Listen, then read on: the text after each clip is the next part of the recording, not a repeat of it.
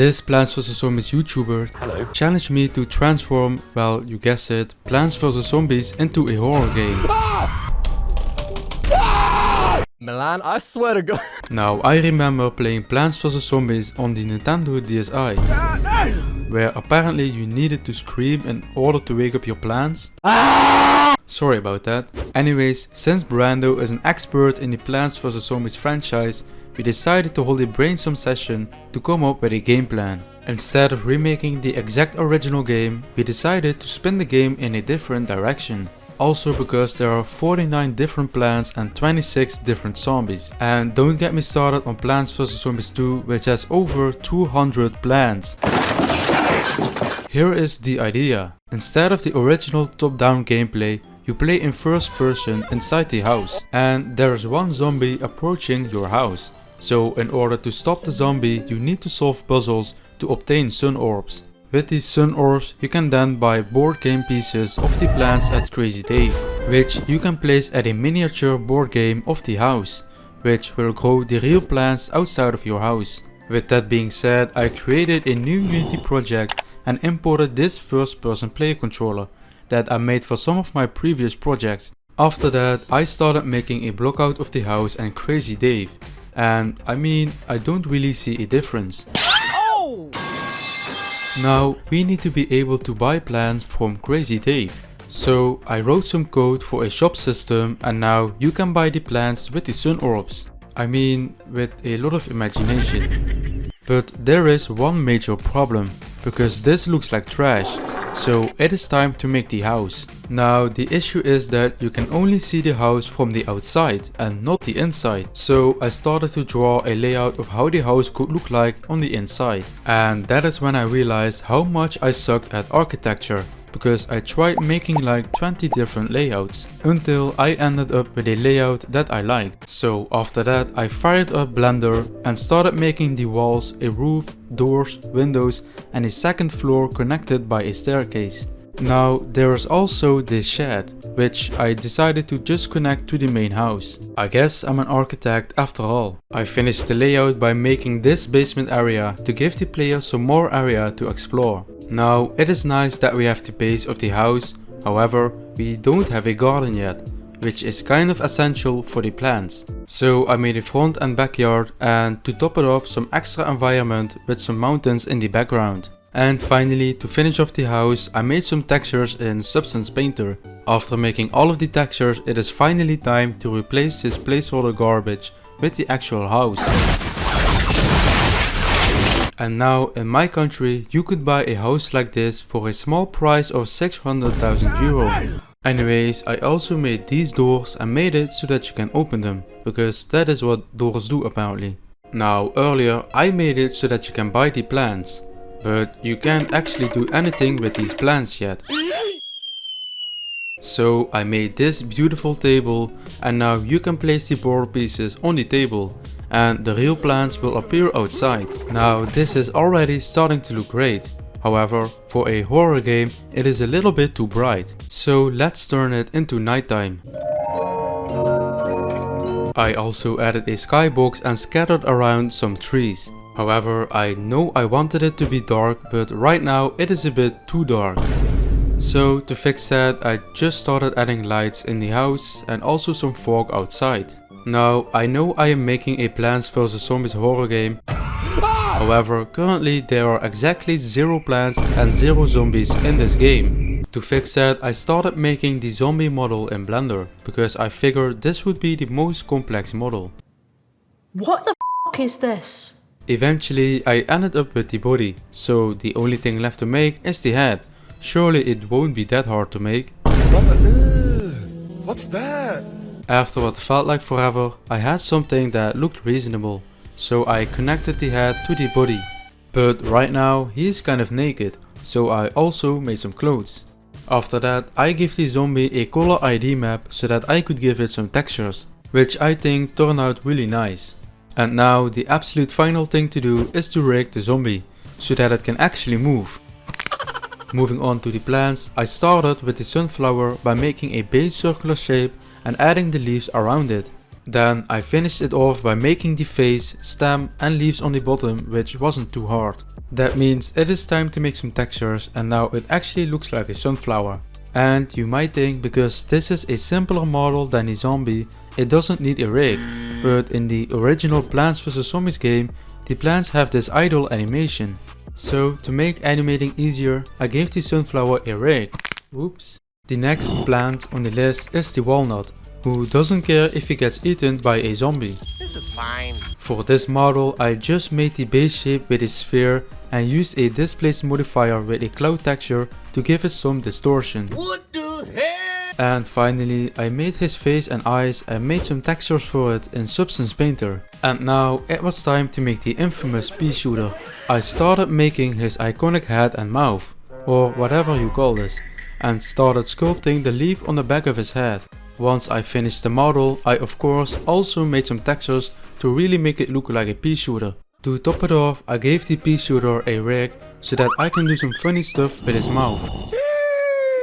Now that all of the models are done, I imported it to Unity, and now it actually starts to look like Plants vs Zombies. I replaced the item placeholders with these board pieces and replaced the outside placeholders with the actual plants that also have a grow and idle animation. Now it is cool that there are actual plants in the game now, however the zombie is just standing there, menacingly. He's just standing there, menacingly! So I tried giving the zombie an animation. Let me try again. I used the original zombie as a reference to make an idle animation. But there is still one more thing that bothers me, and that is the board game. So I copied the entire house and scaled it down to fit on the table. Then I made it so that the zombie board piece tracks the position of the real zombie outside, which looks really cool in my opinion. I basically measured the distance between the curb and the house, and the distance between the curb and the house of the board game. Then I can check how far the real zombie is from the house, and apply the same percentage to the board game zombie, so that it is in the same relative spot as the real zombie. The only issue with this is that the zombie doesn't actually move yet. So to fix that, I made a simple script to move the zombie forward. Another issue is that the zombie moves without, well, using his legs. So I cooked up this walking animation with also using the original zombie as a reference. Now these plants and zombie are good enough for now, because there is still one character missing, that being Crazy Dave and his car. Luckily I already have the base of the body from the zombie, I just have to make it a little bit more fat. And now it looks like a certain tech CEO. Once I was ready with the body, I started making his face and details such as his beard with something called meta balls. Hey yo! And we can't forget the cooking pan on top of his head. But I noticed that without his beard and eyes, he kind of looks like that guy from the movie about meatballs. Anyways, after I finished the model, I started making textures for it with also using a color ID map. Now, we can't have Crazy Dave without his car. So, based on some images online, I made this car model with the shop in the back. I then gave it a green metallic texture like the original car. I imported it to Unity and wrote some code to detect if the player is close enough. It will then open or close the trunk of the car, and Crazy Dave does a crazy trick with his cooking pan. And now you can actually see which plant you are buying. However, there is a problem with this, because right now you can just pick the sun orbs up and buy the plants. So it is time to make the actual puzzles. I had another brainstorm session with Brando, and he showed me some minigames in Plants vs Zombies, because apparently there are 20 minigames in this game. But I am really happy Brando showed me this, because instead of making a normal puzzle, these puzzles are actually inspired and based on Plants vs Zombies, which makes it way more authentic. After discussing 3 different puzzles, I realized that this game was far from finished, so I got straight to work. With the first puzzle being Begould, if that's how you pronounce it, where you basically need to match 3 of the same plants in a row to create a match. So I made a 5x5 grid and started to program the puzzle, which actually made me crash out multiple times because it just wouldn't work and had a million bugs. But eventually I got the swap mechanic working by using raycasts to check for other plants in each direction. And now it looks like a self-made bomb. So to fix that, I made this model that looks like a chessboard, and I started to replace all of the placeholders with existing models I made earlier. Finally, I modified the code to check if there's a row of 3 sunflowers, 3 walnuts and 3 pea shooters. Now, it is cool that you can complete the puzzle, but nothing really happens. That is why I hopped back into Blender to make this safe model, which will contain the sun orb. Back in Unity, I gave it an animation to open the door. Yeah, I'm pretty sure that is not how a save handle works. Anyways, when you now complete the puzzle, the save will open up and you can grab the sun orb. So that brings us to the next puzzle, which is whack a zombie. Yeah, this is going to be a lot of work. Instead of making this puzzle take place on some sort of garden, we decided to turn it into an arcade machine. And I found out that this already exists in real life, which is really cool. By using the real arcade as a reference, I started modeling the machine. Then I made some base textures in Substance Painter, but the real machine also has these stickers on the side. So I fired up Affinity Photo to make some designs and applied it to the machine. And here is a comparison of the real machine and my 3D model. In Unity, I added the zombie models and now it is actually time to program this entire thing. After an hour of torture, it was safe to say that it didn't work. But after I don't know how many hours, I finally got it working properly, and I'm also very happy with this satisfying hammer. The last thing I did is to make it so that the machine turns on or off depending on how close you are, and that the save opens after you finish 3 1-minute rounds. But maybe I need to tone it down a bit since I barely made it. Now, earlier I told you that there would be 3 puzzles from Plants vs Zombies. However, the last puzzle is the Zen Garden, which is not really a minigame. So we reworked it so that you have to take care of 3 plants and prevent them from dying by giving them water and fertilizer. Also, why does a plant need a gramophone? Anyways, I started making this watering can, table, flower pot and this little bamboo table. The last thing I made for this puzzle was the fertilizer inspired by the original game, and I took the sunflower from earlier and gave it some different colors. Now that all of the assets were ready, I brought it over to Unity, but right now you can't do anything at all. So I gave the plant a progress bar, and when it runs out, you quickly need to water the plant before the time runs out. This goes on until you watered it 3 times and finish it off with fertilizer. It is nice that we have the main mechanic of the puzzle, however, apart from the progress bar, nothing happens. So I made the plant grow when you give it water and an animation for when the plant dies.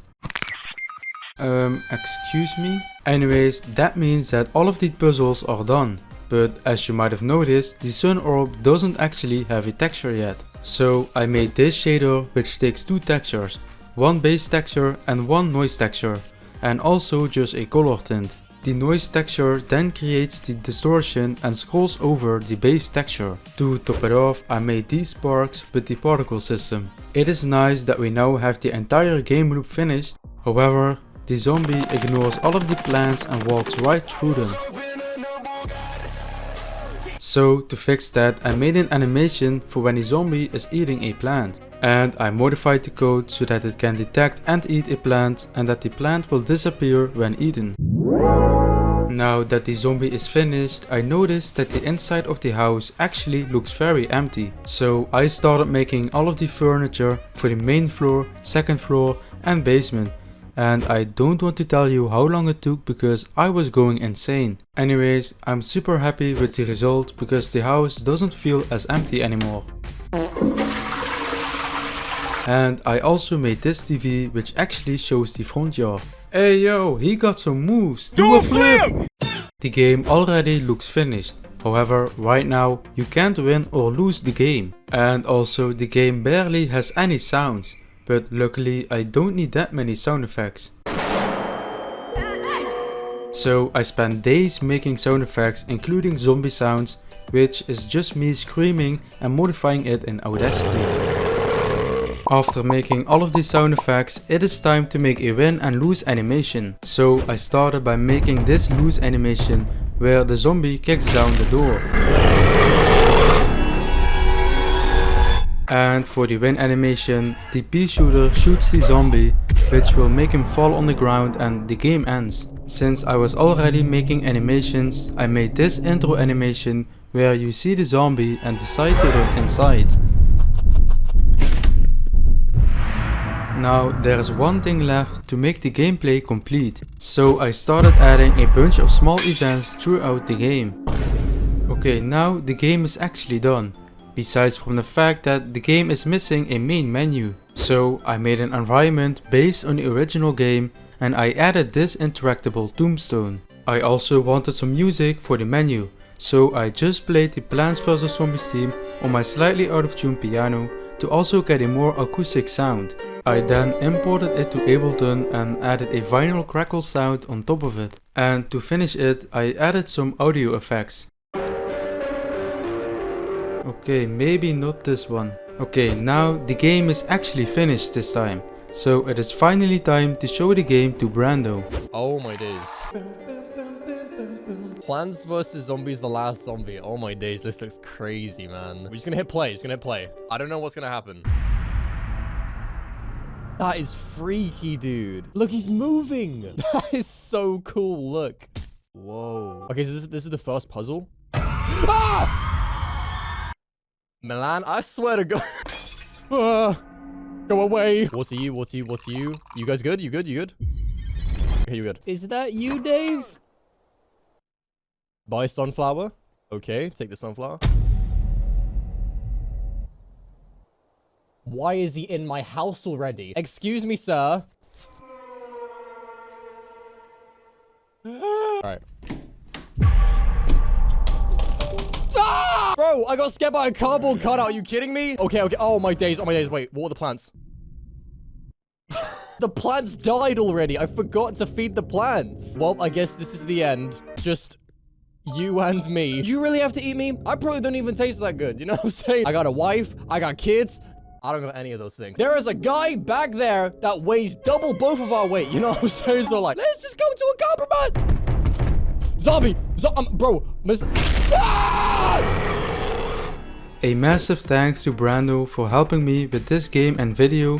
Check out his channel in the description. If you want to see if you can beat the game, you can download it for free. Link is in the description. Thank you for watching till the end and until the next one.